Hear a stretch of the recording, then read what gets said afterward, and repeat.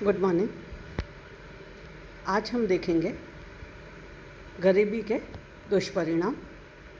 गरीबी से संबंधित हमारा यह तीसरा लेक्चर है।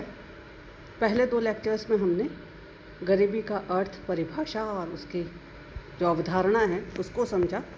दूसरे में हमने गरीबी के कारणों के ऊपर प्रकाश डाला। आज हम देखेंगे गरीबी के क्या दुष्परिणाम हैं।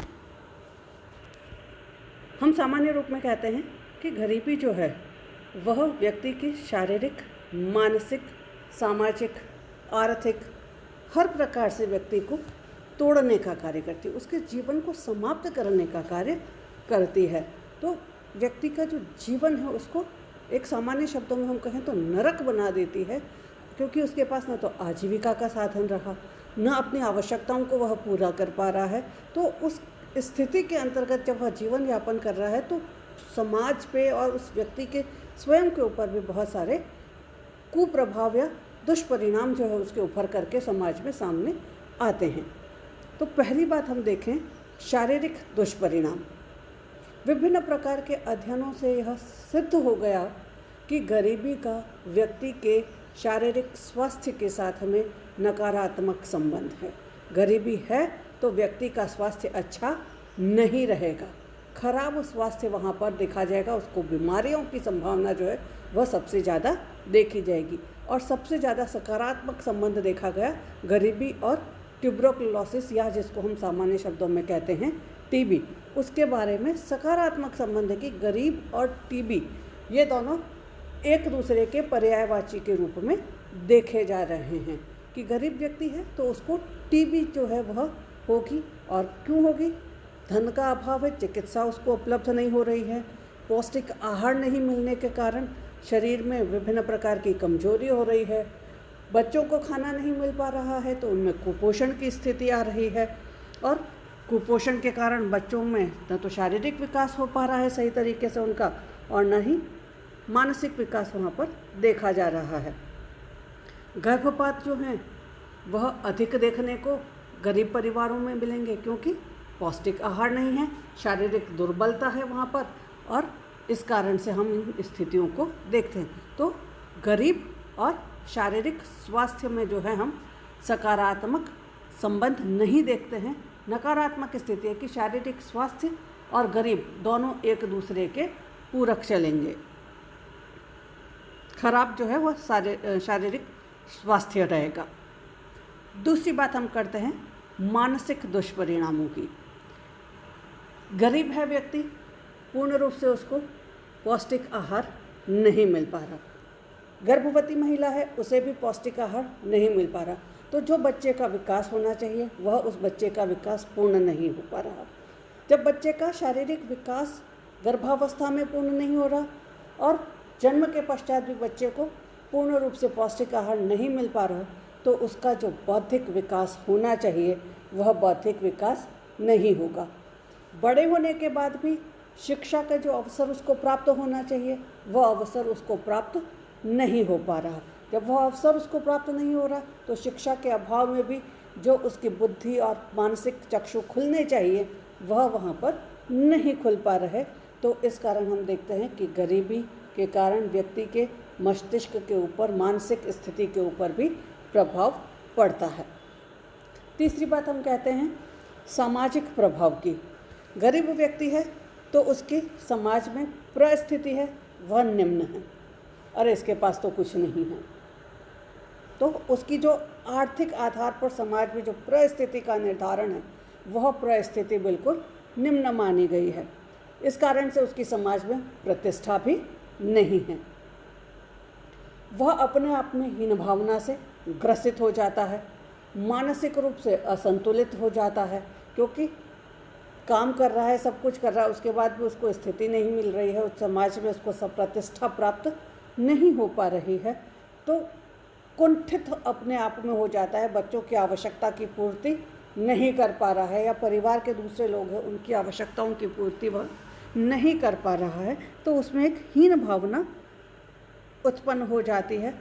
और इस हीन भावना के कारण वह अपनी जो मानसिक स्थिति है उसको सामान्य नहीं रख पाता है, और धीरे धीरे उसके अंतर्गत आपराधिक प्रवृत्ति का विकास होना प्रारंभ हो जाता है। नेक्स्ट हम कहते हैं निर्धनता और अपराध में सकारात्मक संबंध है कि गरीब व्यक्ति है तो और अपराध वो दोनों आपस में सकारात्मक रूप से, क्योंकि व्यक्ति है आवश्यकताओं को पूर्ति करनी है, इच्छाएं भी उसकी हैं, उनकी भी उसे पूर्ति करनी होती है। हर व्यक्ति की इच्छा होती है और सामान्य सी बात है ये। तो अपनी इच्छाओं की, अपनी आवश्यकताओं की पूर्ति जब वह सामान्य या सही तरीके से नहीं कर पाता है तो वह गलत कार्यों के साथ में जुड़ जाता है और ऐसे व्यक्ति आपराधिक प्रवृत्ति के साथ में आसानी से जुड़ जाते हैं। दूसरे लोग जो इस प्रकार के कार्य करते हैं वह ऐसे लोगों की तलाश में रहते हैं और उनको जैसे ही पता पड़ता है वह व्यक्ति उनको अपने समूह के साथ जोड़ने का प्रयास करते हैं, तो उनमें जो अपराध की भावना है वह वहाँ पर विकसित हो जाती है। तो गरीब और अपराध दोनों में हम सकारात्मक संबंधों को देखते हैं। दूसरी बात हम कहते हैं गरीबी गरीबी को बढ़ाती है। जैसे कहा जाता है कि पैसा पैसे को खींचता है, वैसे ही गरीबी गरीबी को और बढ़ाती है या और अपनी ओर आकर्षित करती है। क्योंकि जब व्यक्ति के पास में अपनी मूलभूत आवश्यकताओं को पूरा करने के लिए पैसा उपलब्ध नहीं है और कार्य कर रहा है और उसके बाद भी वह आवश्यकताओं की पूर्ति नहीं कर पा रहा है, तो उसकी आय बढ़ने का तो कोई साधन दिखाई नहीं। लेकिन जो रोज़मर्रा की वस्तुएं हैं उनके दाम हमेशा बढ़ते जाते हैं, तो इस कारण से वह गरीब और भी अधिक गरीब होता चला जाता है। तो हम कहते हैं गरीबी गरीबी को बढ़ाती है। नेक्स्ट हम कहते हैं भिक्षावृत्ति का बढ़ावा, कि गरीब व्यक्ति है जब उसके पास में खाने के लिए पैसा नहीं है, अपनी आवश्यकताओं को, मूलभूत आवश्यकताओं को पूरा वह नहीं कर पा रहा, तो घर पर छत नहीं है तो बाहर सड़क पर हम देखते हैं कि व्यक्ति रह रहे हैं, झुग्गी झोपड़ियों में रह रहे हैं। लेकिन रोटी या भूख एक ऐसी आवश्यकता है जिसके लिए उसे कुछ न कुछ खाना जरूरी है। उसे मिटाने के लिए भूख लग रही है, व्यक्ति को मिटानी है भूख, तो उसको कुछ खाना है। अब अगर उसके पास पैसे नहीं हैं और उसको खाना उपलब्ध नहीं हो रहा तो क्या करेगा? मांग करके खाएगा। तो वह वहाँ पर हम देखते हैं कि भिक्षावृत्ति जो है वह भी गरीबी के साथ में बढ़ती हुई चली जाती है, क्योंकि भूख जो है वह उसी के माध्यम से मिट सकती है। भोजन चाहिए, उसको खाने के लिए कुछ चाहिए, तो व्यक्ति अपनी उस भूख को मिटाने के लिए भिक्षावृत्ति के साथ में भी जुड़ता है। नेक्स्ट हम कहते हैं पारिवारिक विघटन। पारिवारिक विघटन इसलिए उत्पन्न हो जाता है क्योंकि गरीब परिवारों में हम देखते हैं कि माता पिता दोनों किसी न किसी प्रकार का काम करने की ढूंढते रहते हैं कि उन्हें किसी प्रकार से कोई काम मिल जाए। जब वो काम ढूंढते हैं या काम के लिए जाते हैं तो पीछे बच्चों को वो ऐसे ही छोड़ जाते हैं, तो बच्चों के ऊपर उनका किसी प्रकार का नियंत्रण जो है वह नहीं होता, या नियंत्रण है तो बहुत कम जो है नियंत्रण वहाँ पर रह जाता है। आवश्यकता की पूर्ति वह अपने परिवार की नहीं कर पाते हैं आवश्यकताओं की, तो उनमें परस्पर तनाव और संघर्ष की स्थिति को भी देखा जाता है। मारपीट की स्थिति परिवारों के अंतर्गत सामान्य रूप में वहाँ पर देखी जा सकती है। और जब तनाव और संघर्ष की स्थिति ऐसी दिखाई दे रही है, परिवार के अंतर्गत मारपीट हो रही है, गाली गलौज हो रहा है, तो बच्चों के अंतर्गत जो सामाजिकरण उनका होना चाहिए वह सामाजिकरण नहीं हो पाता है। बच्चे गलत चीज़ों को बहुत आसानी से वहाँ पर सीख जाते हैं और ऐसी परिस्थितियों में बच्चों के गलत कार्यों के साथ, गलत लोगों के साथ में जुड़ने की जो संभावना है वह बहुत अधिक बढ़ जाती है। सदस्यों के अंतर्गत हीन भावना और निराशा की भावना घर कर जाती है। अपने से आगे वाले जब लोगों को देखते हैं या अपने समूह के दूसरे लोगों को जब देखते हैं और उनकी जो स्थितियों को या परिस्थितियों को, अच्छी जो परिस्थितियां हैं उनको देखते हैं, तो उनमें एक हीन भावना जो है वह घर कर जाती है, निराशा की भावना हो जाती है कि उनके पास ये सब चीज़ें नहीं हैं। तो व्यक्ति जो है वह टूटन महसूस होती है, उसे घुटन महसूस होती है और व्यक्ति परिवार के साथ में सामंजस्य नहीं होता, परिवार से अलग थलग रहता है और धीरे धीरे ऐसे परिवार विघटित होना प्रारंभ हो जाते हैं।